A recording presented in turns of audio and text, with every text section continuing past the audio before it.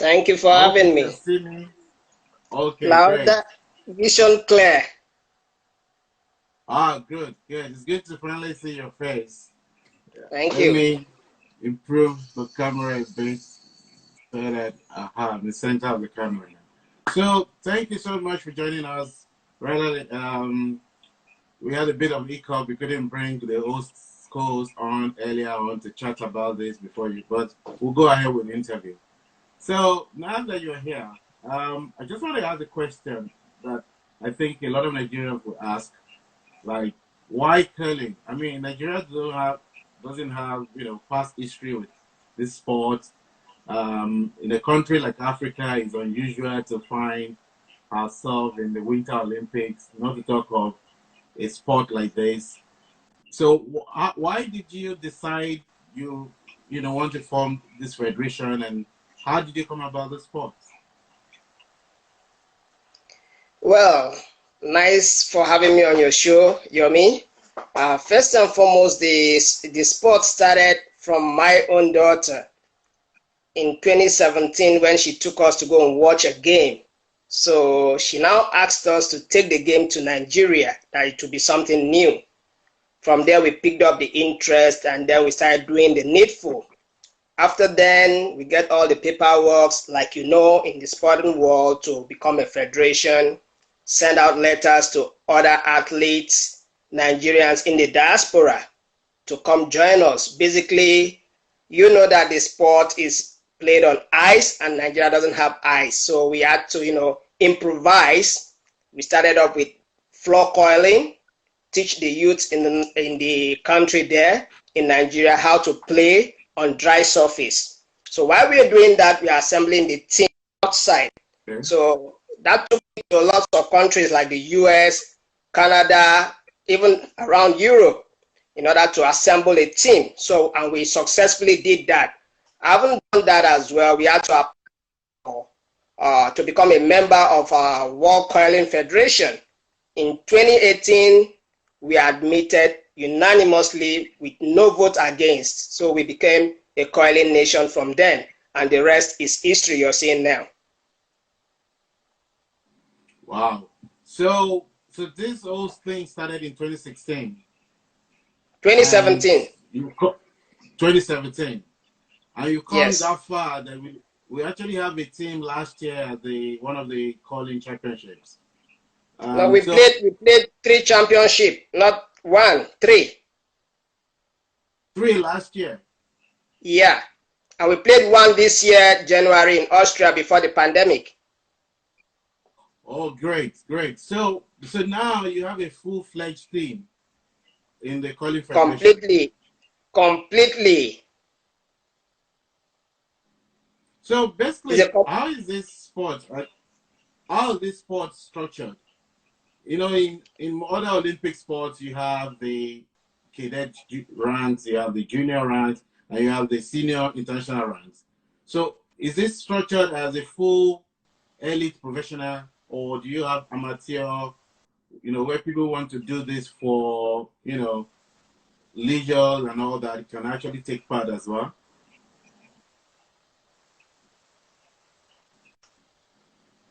Well, in other sports, we have juniors and intermediate and the pro. So Nigerian curling as well, we have the junior team, we have the amateur team, and then we have the pro team. As we speak, even we have the homegrown now that will be joining the pros to play in the next Asian Pacific coming up in Japan. Now, I think it's coming up in Okinawa in Japan in November. So we've already made the structure. We have all full team fully ready. Mixture of the home base and the pros to represent the country towards the Olympic 2022. Oh, okay. So now, do you get funding like other Olympic sports under the Nigeria Olympic Committee, or are you running this completely like a private entity? With all due respect to the Honorable Sports Minister, I think he was on Channels TV about 3 months ago. He said sports are meant to be like a business empire running on their own. Like what we are doing now, being in diaspora, we want to, carve the niche that sports can survive without government. That's why we are funding Nigerian show that you can fund sports without burdening the government. Okay. Okay. So basically, the Nigeria Curling Federation is like a model for other federations now to look at Sure, how they bet. can have a autonomous sports federation in Nigeria. Because if you look at it, most of the top Olympic federations are actually only dependent on the government, apart from maybe football that has a bit of that get some subvention from FIFA. The rest are solely 100% funded by the Nigerian the Ministry of Sport, or before is the Nigerian Sports Commission. Yeah. So, like what we are doing now is to set the record straight. Though we synchronize with the government, with NOC and the rest, but the table must be on a level playing field for us to, synchronize and then build and partner with the government to know that, oh, this is our activity for the year. This is what we do because we are representing the country, not ourselves. So we're trying to make it work in a sense that when other federations follow suit, they will now know that sport is supposed to be managed as business, not a thing that you'll be asking for money. Instead of you generating your fund, making sure that things are put in place. And that's a big problem in Nigeria. Sure. Most of the people who run the sports are not. I think half of the seats on the board are actually recommended by the Ministry of Sports. So you have all these stakeholders who have representative on the board.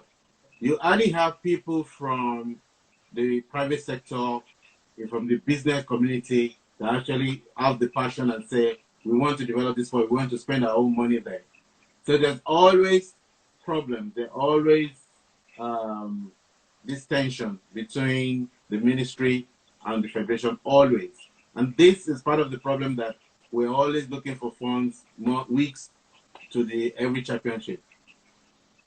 You're very correct about that. And to all fairness to the present President Nigeria Olympic Committee, Engineer Gumel, he is doing a lot. And also with all credits to the new minister now, Honorable Sunday, he is doing well as well. So they are trying to make it work in a sense that there wouldn't be issue between the federation and the government and the NOC in terms of funding towards any international championship. So I think he has put up some mechanism to diversify the sports federation from depending on the government now, trying to make them self-reliant in terms of raising their funds and then to make things work. And then I've seen in most of the things they are doing now, to rejuvenate sports in totality in Nigeria concerning the issue of funding and then making sure that all sporting federations can get adequate support when needed. So if you don't have that capacity to take care of yourself, they will definitely support you. But they are driving towards all the sporting federations to be self-funded. Self-funded, but okay. But that would be quite difficult in a country like Nigeria. But we are doing it. So they can do it as well. If they want to be very honest about it, they can do it. If curling federation could stand on their own, go to championship internationally, fly across the world, representing the country, paying staff, salary, players, coaches, we don't see why they cannot do that as well. Wow. Okay, so I would like to take a question from my co-host. So he said, are the players full-bodied Nigerians? Also, is Nigeria automatically going to be in the next Olympics? The first question first, they are Nigerian, bona fide Nigerians. Second question, we are working towards that. That's why we are playing the qualifiers. This year alone, we're going to have 3 games to play. One in Scotland, in Aberdeen. They call it the mixed coiling, which has 4 players. Then the second game is the Asia Pacific, which we are grouped in. We're going to have 2 teams, the male team made of 4, the female team made of 4. And the good news is that we're going to have the home base, 3 home base playing now. The one that we've trained in Nigeria, they'll be joining up the pro from the US to play in that Asia Pacific come November. Now we have mixed double for 2 in Israel, Turkey in December as well. All these are aimed towards Olympic 2022. So we are still moving. So basically, as the COVID-19 disruption disrupted your plans, are they changes going to be made now? Well, the championship remains, but for the plans for us to take our juniors out for training in the diaspora made it a little bit dicey for the team, because we are supposed to take them from Nigeria to Turkey to Canada and then to South Korea to be trained. So the COVID-19 has been an issue on that particular aspect. Okay. So I have a question for you from Bella Omo. He said, how are you coordinating training during COVID? Or are you training at home or people on break? Across the world, nobody is training. Across the world. So what we do is Skype, and then we Zoom. We talk to ourselves concerning strategy, meetings, how we're going to handle situation. Normally, every one of them is working out, and I am in touch with every player across the world. Oh, okay. So that's nice. And Wale, my co-host, also asked if you have training camps abroad, especially on ice. Because you told me before that you're using dry ice to train the ones in Nigeria. So the ones abroad, they're using proper ice as a proper curling facility? Of course, the Denver, Colorado Coiling Center is our home ground in the US, where we train regularly. Oh, okay. So now... But for those at home, sorry please, Wale, but for those at home, what we do is we have to, organize a clinical whereby we select them, take them to the ice nation and train. But all that will soon be a thing of history, because we are planning to build our facility soon in Nigeria. Ah, okay. So, coming to that, actually, you sent me something the other day about your plans of fundraising to build a first curling arena in Nigeria. So, where is it in Nigeria? Is it Abuja or is it in Lagos? What's the plan for that? The actual location is going to be in Calabar, Cross River State. Oh, okay. So, We've acquired the property already. Oh, okay. So how is that going, the fundraising, and are you getting support from the government with that? We've not gotten to that extent, but this is how it's going to work. First, we've gotten the property. We've made our business plan. We're going to submit it to our world ruling body, which is WCF. So they're going to give us some grants on that.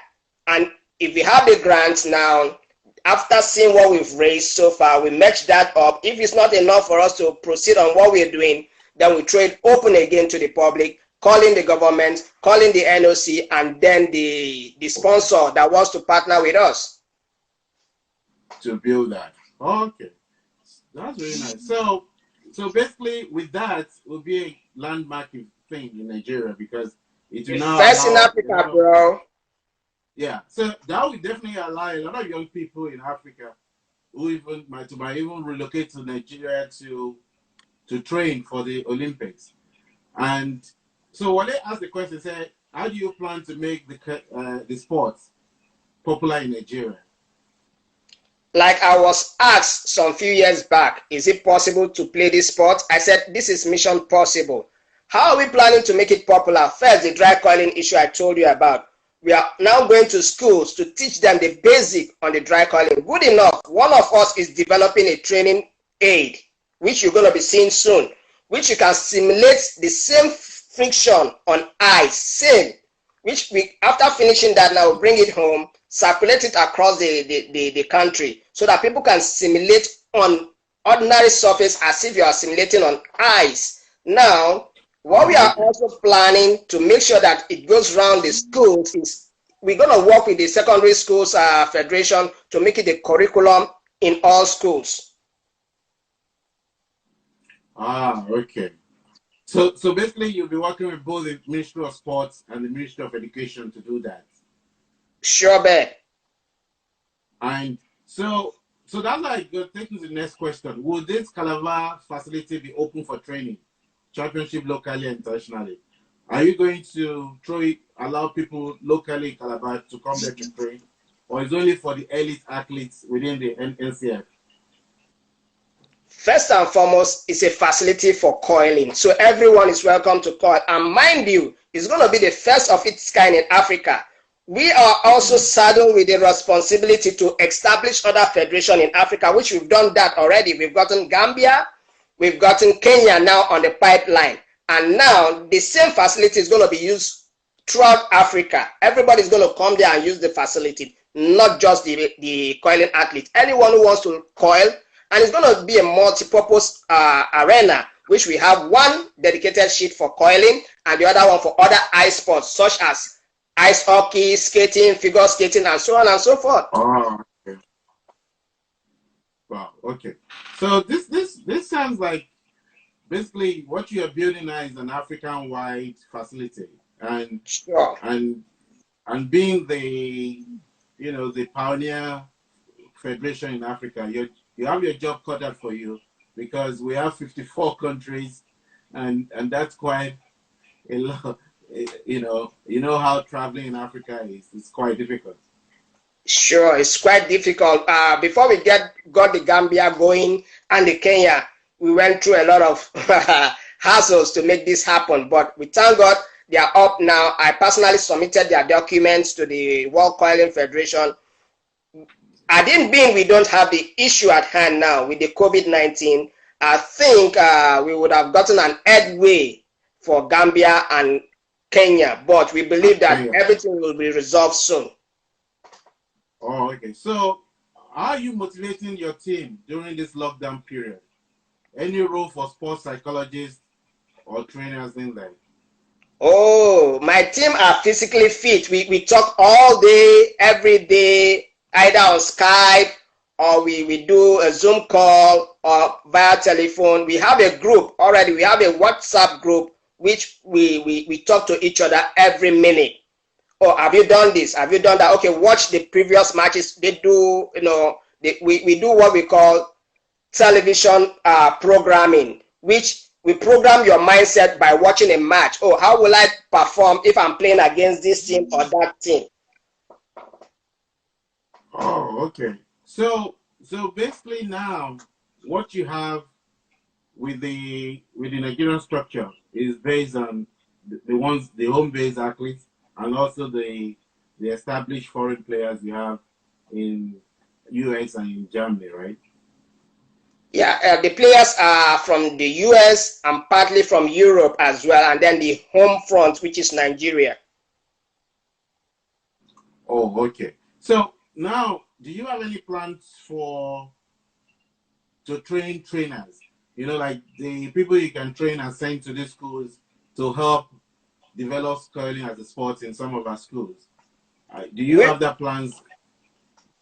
We already did that. We have about 4 trainers now being coached by our coach, Ellery Bichor, from Canada. So what they do is that, technology makes things easier these days, you understand? So they will get on Skype with him. He will, they take classes from time to time for that. Oh, okay. Well, that's quite interesting, because I was, after the last Winter Olympics in 2018, I was actually looking at that sport. Now that I'm retired from running, this is one sport I could go into. So I remember looking around where I stayed in in Warwickshire, and I couldn't find a facility to use in the UK. And I think the closest facility I could find online was in Scotland. So that's it. So for someone like me, if I want to train at home, I can start? You can start with a floor coiling mat. You can pick up a floor coiling mat anywhere, order it online. Then start with that first. Then when you are free to hit the coiling facility, to hit the ice, you can go to the nearest coiling facility where you can coil, where they can teach you the roots and the techniques of coiling. There you can build up from there and become a professional coiler. Oh, wow. So that's good.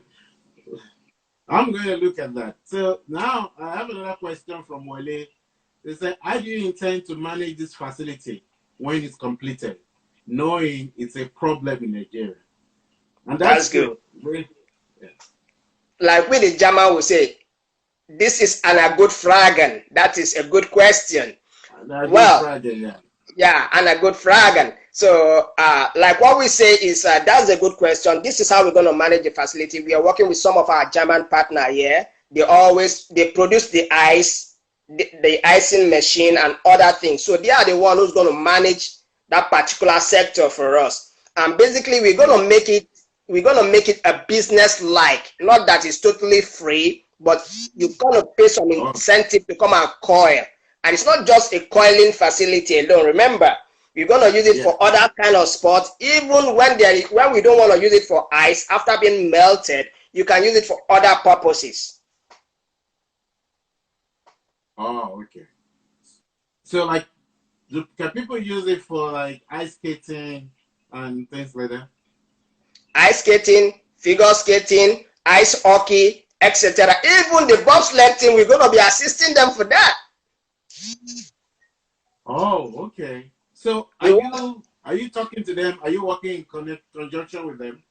Well, I know their presidents. I know some of their officials. So I'm relating with some of them on that. And basically as well, we want to make ice sports in Nigeria come to stay. Wow, okay.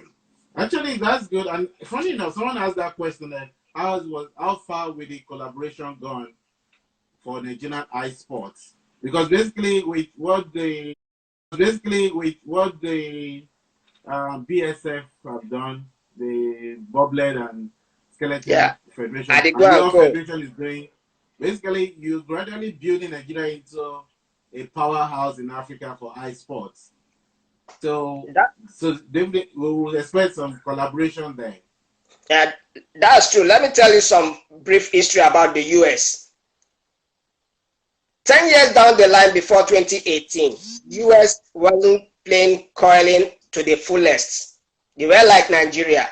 When they took it seriously, 10 years after they won an Olympic gold medal in the last Winter Olympic. Similar thing can also repeat itself here in Nigeria, because one thing I'm very willing to do, myself and the Secretary General of Coiling Federation and the entire team with us in Coiling Federation, we want to make a mark that will outlast our generation, so that our names could be printed in the history book that this fellow brought ice sport to the country and they made it stick.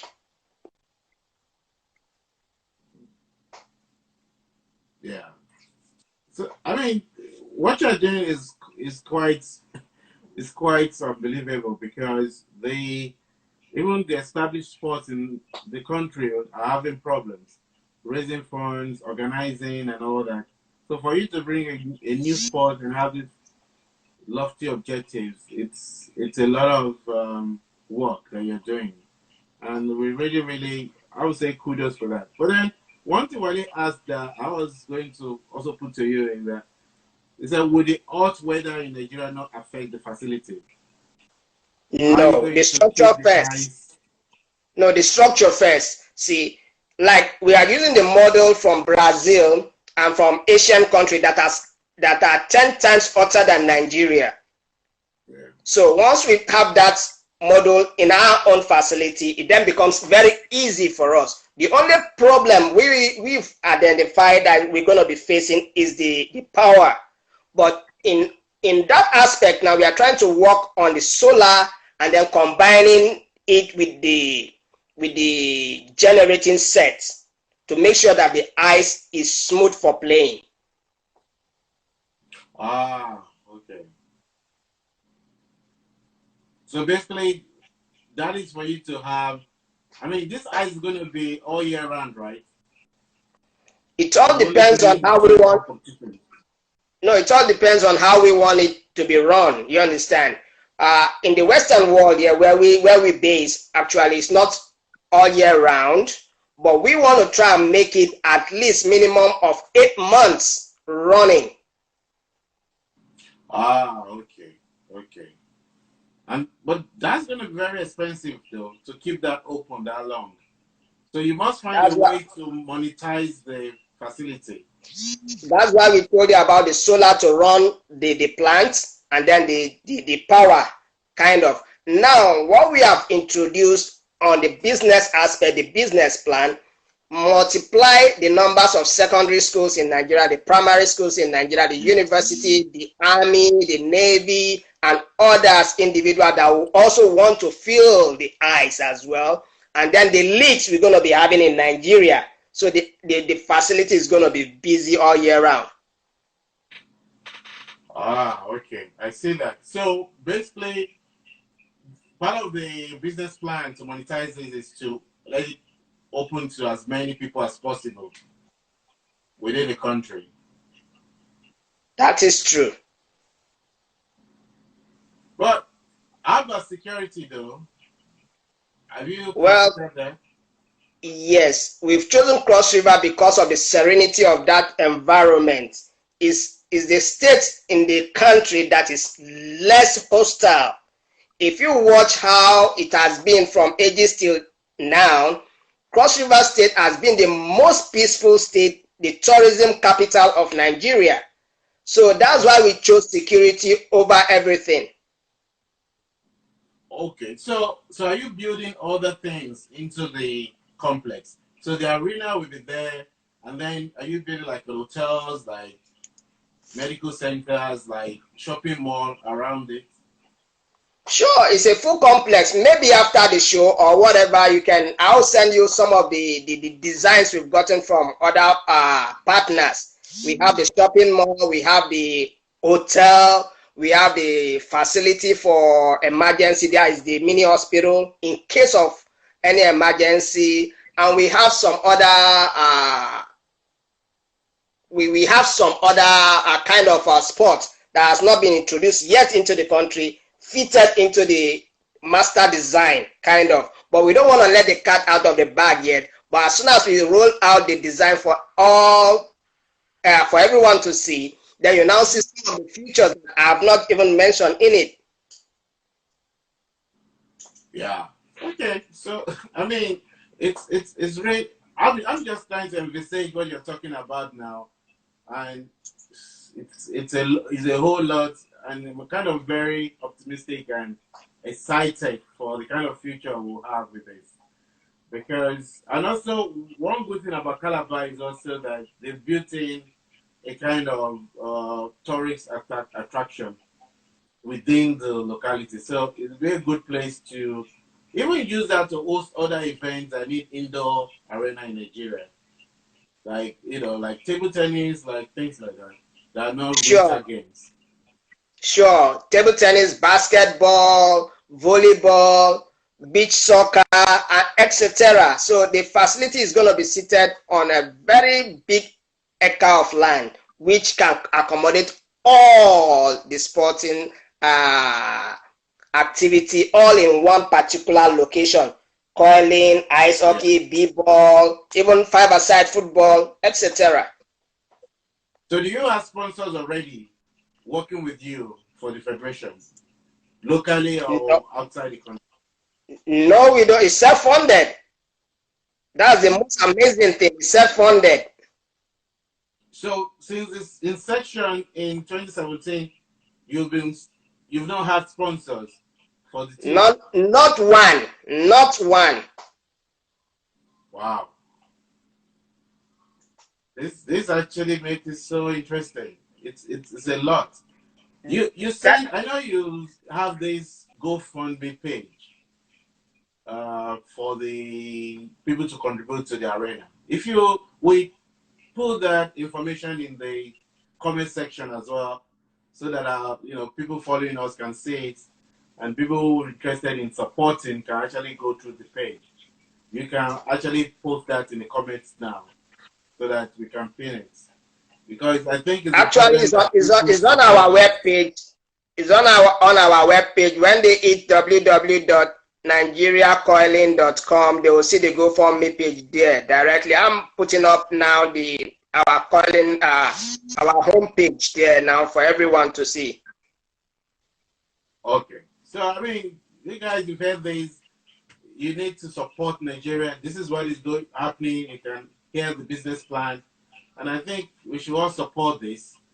And government cannot do everything, but for us, but at least So it's nigeriancoiling.com. So please support the federation. So thank you so much, Mr. Daniel, for your time, for coming to share with us some of the plans for the federation, and also your plans for the arena. We'll be looking at this, and a little way we'll see what we can do to support. Thank you so much. Thank you, Yomi, for having me, and I really, really had a nice time with you here. And my brothers in diaspora, we love you. My brothers in Nigeria, stay blessed, and together we'll defeat COVID-19. Okay, stay strong, stay fit, stay And stay positive. very safe as well. Yeah. And you too, Thank you bro. so much. Okay. Cheers.